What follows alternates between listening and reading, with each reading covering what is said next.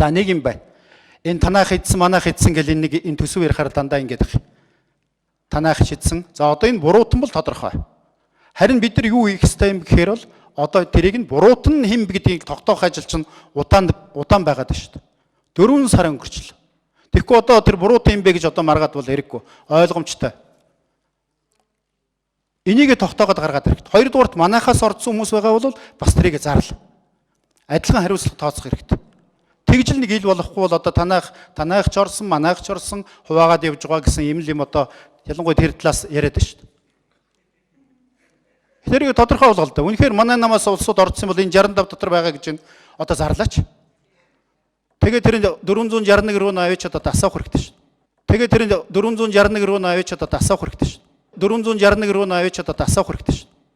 Тэгэхгүй ингэхгүйгээр ингэ суугаад байна гэдэг чинь бол энэ олон нийт үнэхээр таалагдахгүй шүү. Үнэхээр одоохондоо бол дургуйн зүйлдээ бол бухимдал болон тэр нь зөв